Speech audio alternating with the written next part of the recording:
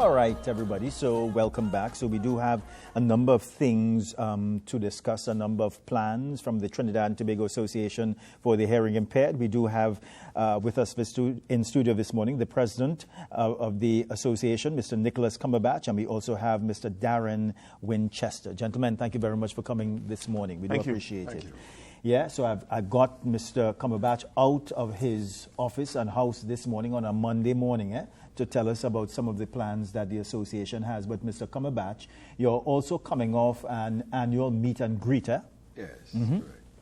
As a matter of fact, it's one of the things that we started 3 years ago because we realized that the association, you know, we exist, we have meetings, and even members, they just meet once a while when they have meetings. And we thought, you know, it was a good idea for us to encourage people to meet and chat and get to know each other better in a meet and greet. Not only that, but to encourage some of our stakeholders and people who would like to support us and people who would like to find out more about us. So that's what the whole idea of this meet and greet was. And it was last Saturday at the compound. And it was very successful. As a matter of fact, this was the best one we've had so far. Yeah. So we must thank everybody for being there. Yeah.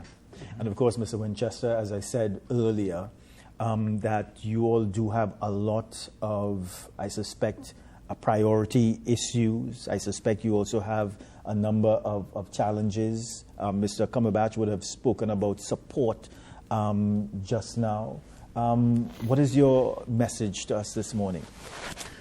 Well, first of all, thank you for having me, Mr. Hawkins. We are just interested in ensuring that this community, that sometimes is referred to as the invisible community, can partake of Trinidad and Tobago and all its treasures. We want them to be citizens, responsible citizens. We want them to have access to opportunities in the world of work and entrepreneurship. One of the issues that we would have, in terms of the stakeholders that we would have brought in, some of them, for example, one the challenge of bringing them into theatre, so that even Mr. Muwakil, our 2025 Caribbean anthem, Take Me Home, he came on board and he was very interested in bringing them into drama. We brought in some individuals, Nuance Technology, who is into green technology and agriculture, so that we could have gotten these individuals into self-sustaining agriculture and so forth. So we want to encourage them. We brought in White-Up as well, that would have had digital literacy skills, that would have bring them into the world of digital learning and so forth. So we want them to enjoy all the avenues and skill equipment that they could make a responsible contribution to society. They want to, and once we provide them with the opportunities, they will. Yeah, and you know, Mr. Cumberbatch, I think it is safe to say that there are opportunities, but there is still need for a lot more opportunities for the hearing impaired, right? Right, correct. As a matter of fact, I just want to say that, of course, we have a new we come under the Ministry of Social Development and Family Services, and we have a new minister now. And at the meet and greet, the parliamentary secretary was there. Her name is Dr. Natalie Chaitan Maharaj, and we want to thank her for being there. And what it really, we get a lot of support from our line ministry, I must say. We also get support from other ministries, the Ministry of Works and Transport. They have been trying to help us with our roof repair situation, because that's a really major issue for us moving forward, right? Refurbishment to the building. As well, the engineering department, the Faculty of Engineering at UWI, they have been providing us with some advice as well as to how to move forward. So I think in moving forward, beside the fact that we have some really substantial issues to cope with respect to the building, we have directed our focus on certain areas. One of them is education. Yeah. Because we've realized that education is the foundation for people like the deaf moving forward. One of the things that we realize in society is we have failed. I must say, we have to admit, as a society, we have failed the deaf. Right? We have not provided proper education opportunities for them from infants moving up. Yes, we have 2 schools for the deaf located at Cascade and Audrey Jeffers in Marabella, but children go there, I think, probably when they're 8, 9, and even older. So the question is, what happens when a mother gives birth to a young infant? What do they do about that child's education? Right? So we failed in that none of the early childhood centers run by government have opportunities for deaf education. They don't have any trained teachers who could teach the deaf.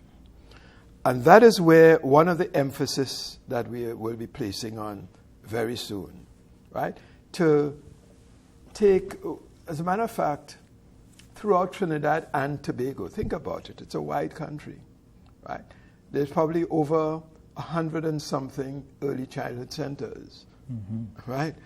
Now, if a parent in Toco has a deaf infant, what do they do? Or in Cedrus, what do they do? So what we are doing, what we are attempting to do as a pilot project is to select 7 early childhood centers, of course with the collaboration of the Ministry of Education, take possibly 2 teachers from each of these places, put them through a training in deaf education, and then send them back to these schools. So now hopefully parents with deaf infants have a better chance of accessing education. So that's one thing. Then TAHI as an organization, part of our plan is to establish our own deaf preschool center, learning center, and with a difference. It will be one that's open to both deaf and hearing. So it's an all-inclusive environment. The reason for that, I think it's good for deaf and hearing to socialize and to learn together. Good point. And, yeah, and it would help in, they would learn sign language as another subject, as any other subject, right? So maybe in the next 20, 30, 40 years, we'll be a better society, I think. Yeah. And Mr. Winchester, Mr. Cumberbatch would have used some very, very strong words this morning, and I would have spoken to a representative of the Blind Welfare Association about a week ago. And I was saying to the individual, I said, you know what? It's so difficult sometimes for the able-bodied person in Trinidad and Tobago. And I just can't imagine what it would be for someone who's disabled, because my position has been, and I did say to the representative, that I think that the infrastructure, it's just not there, and it has always been a sort of ad hoc infrastructure. And the point that Mr. Cumberbatch would have made this morning, what does a family do with a baby who is hearing impaired? And I'm just wondering if there's a roadmap for that individual. Well, it's a good question. It's a good point. We as a society do lack the empathy for the disabled. We just had an election campaign, and we barely would have seen any sign language being done. And you have a whole community that wants to know, wants to partake, but they're locked out. Yeah. And so the empathy from society, from even our ministries, is important in terms of, look, they are people as well, and they may be disabled, but they are people. The parent situation, unfortunately, some parents, when they get the diagnosis, they kind of keep the child in a room, and they don't bring the child out and so forth. They don't expose the child to education. Some do, a lot don't, and that in itself is a problem. So sometimes organizations like this, here's another one I was involved with, Deaf Pioneers, the child only was only accessing learning in your teens, late teens. And they had their own version of sign language that they would have had in their house. So that some of the parents have to move away from, I guess, the shame and just the pure ignorance as to what to do, there are organizations such as ourselves that is willing to assist and willing to transition them to a responsible life as citizens. But the parents traumatized, They are. And sometimes I guess sometimes some counselors need a deal to again assist them in that transition. Yeah. So, Mr. Cumberbatch, some very serious issues that the hearing impaired continue to face in Trinidad and Tobago. Eh? As a matter of fact, as Darren was talking about that, it occurs to me too that, the parents need a lot of help. It's not just about the children. So I think as we proceed with this education, it's also about empowering the parents and having a support network of parents so that they could be better support for their children as they go through this process. As we are doing all these things, I want to say that we have a lot of support. Yes. UTT, they will be supporting us with this education endeavor. I would like to say that a lot of people know us because of the services that we provide, whether it's hearing testing services. And presently, if somebody called for a hearing test appointment, they probably get it in 2027. And I sit here and I'm very embarrassed about that, right? So we cannot just leave that alone. We've got to do something about it. And why is that? Because we lack, in Trinidad and Tobago, we lack the competent staff, trained staff, who can do the job. We only have 2 trained audiologists in Trinidad and Tobago, and they are working with us. So we need at least another 2 trained audiologists and other audiology support staff. We are trying to work with other countries, possibly Cuba, the Dominican Republic, maybe Canada, and I must thank the embassies from these places in being open to hear us, right? I also want to say that we've been doing a lot of work with iGov-TT and Ministry of Digital Transformation because it's important as we move on to develop skills in those areas and to develop competence in those areas. As a matter of fact, it's important too for the deaf to become more learned in these areas of digital learning. So these are the things I think we are very thankful for the people that we have around us. The teachers at the 2 schools, Cascade School for the Deaf. We have a dormitory at Cascade School because think about it, a lot of children who go there live far away, Tobago, wherever, right? So the parents have to bus them into Port of Spain during the beginning of the week. They spend the week at the dormitory, and then they go back home for the weekend. Not all of them, but some of them, right? Now, that's good for those who live in the northern part. So we have a dorm at Cascade School, and I'd like to thank the dormitory staff. Think about it in Audrey Jeffers in Marabella. We have a major issue. We have children living Point Fortin, Cedros, New Grant to get to Marabella every day and go back home. Their parents cannot afford because they can't just drop them off in a bus and send them. They're deaf children. So it has to be a certain type of specialized transportation. And they can't afford it. Some parents have to pay $100 a day. So we tried our best with the Ministry of Education to help us out with transportation. So far we've not really been successful, but we'll try again. But we have people who are helping, and we would like to thank them. So we have a lot of work to do.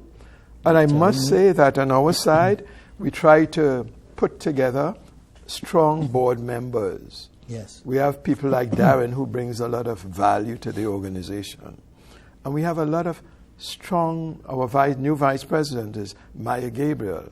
She's chairman of the membership committee that planned the meet and greet. And we have a lot of people like that who bring a lot of value. And we'd like to encourage more people to come and join us and help us. Our doors are open. Soon on September 27th, we'd be having a pop-up market as well as giving opportunity to deaf businesses, entrepreneurs, to showcase and sell their products, right? Yes. So we're trying our best. Yeah. Mr. Winchester, any final comments? The deaf community welcomes the opportunity to be part of society and to be a vibrant part of its economy in whatever forms, whether it be agriculture, drama, the world of work. We have a few entrepreneurs that are doing some great things in the creative sector. So they just want to be given a chance. And of course, we need the necessary support from corporate TTT as well as our good-natured citizens that just came on board in the meet and greet willing to help. So we welcome all to continue this great work that we're doing. Yeah. Mr. Cumberbatch? Well, first of all, I'd like to thank the public for supporting us as much as they do, and for all the people who showed up at our meet and greet and helped us with that. We'd like to thank them, and all our sponsors. We'd like to thank you very much. And as we move forward, we cannot do this all alone, obviously. So, however we can get help, yes, we really appreciate it. We would like to thank the media too, because the media plays a very important role in this, in sending the message out, right? So we like to thank you. And wherever possible, we are willing and ready, the board, the members of staff, to be there to help serve, because that is what we're all about. It's a service type approach, right?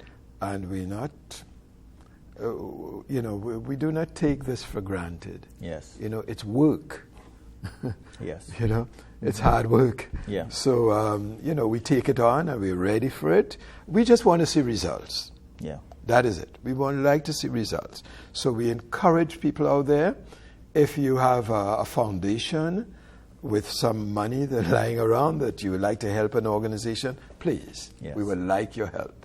Yeah. Right? Anybody who have great ideas to help us, we would like your help. Just let us know. We are on Facebook. We have a website, tahi.org. You could check us out anytime. We look forward to that. Gentlemen, thank you very much for coming this morning. A lot of work still has to be done, but vital work that you all are doing, and appreciative work that you all are doing. And we do thank you for coming this morning and laying your issues very, very bare this morning. And we thank you for that. And hopefully a lot more members of the public will come forward and give support. Thanks again, gentlemen. You're certainly welcome. Thank you very much. We are going to a very short break, everybody. When we come back, we are going to take your call, 623-1711. The extension is 1995. We're coming back, everybody. Love the life that's